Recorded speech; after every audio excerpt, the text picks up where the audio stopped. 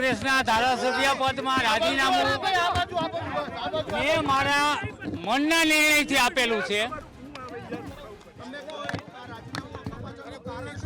કોઈ મારા મતદારો, મારા આગેવાનો, મારા કાર્યકરોના કહેવાથી અને મારા વિસ્તારના વિકાસના કામો કરવા માટે મેં આ રાજીનામું આપ્યું છે.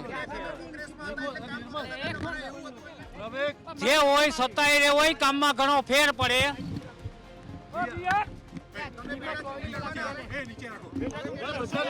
જી લડવાનો સૌ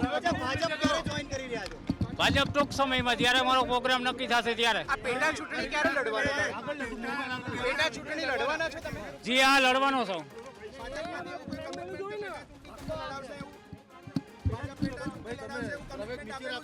કોઈ કમિટમેન્ટ નથી. પાર્ટીની ઈચ્છા છે ને હું ભાજપમાં જોડાઈશ ને આપે તો ભલે.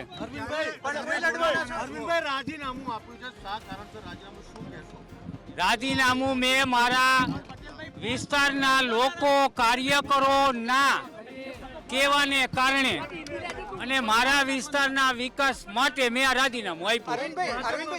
તમે દિવ્ય ભાસ્કરને એમ કહ્યું હતું કે તમે જવાહર ચાવડા નથી કે તમે જોડાવાના છો ભાજપમાં, તો તમે શું છો આજે? હું ઈ જ છું. પણ જે તે વખતે આ પછી અત્યારે જે આ ક્રેઝ આવેલો છે, આ લોકસભાની ચૂંટણી નજીક આવી એટલે મારા મતદારો, મારા આગેવાનોનું મારી ઉપર પૂરું દબાણ હતું કે આપણે કોઈ પણ ભોગે હવે આ સરકારમાં સામેલ થઈને આપણા વિસ્તારનો વિકાસ કરીએ, જેને કારણે મેં રાજીનામું આપ્યું. તમે વિધાનસભામાં પોતે જ કહેતા હતા કે ભાજપ મારા વિસ્તારમાં 3 વર્ષથી વિકાસ નથી કર્યો.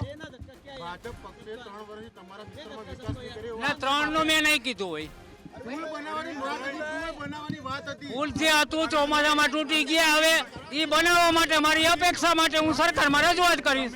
વિધાનસભા વખતે એવું કીધેલું આ ફેલાવતી જઈ અફવા ચાલતી હતી ત્યારે મારો કોઈ નિર્ણય નહોતો. મારો નિર્ણય કાલ સાંજને આવ્યો અને કાલ સાંજે નહીં, મારા કાર્યકરો, મારા આગેવાનોના કહેવાને કારણે મારી ઉપર કોઈ દબાણ નથી.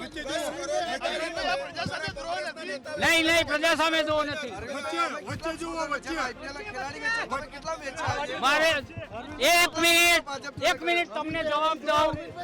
હું કોઈ સોદાવાળો ખેલાડી કે રાજકારણી નથી. મારે પૈસાની ભૂખ નથી, મારી પાસે છે પણ નહીં. પણ હું રાજકારણ શોખથી લડું છું.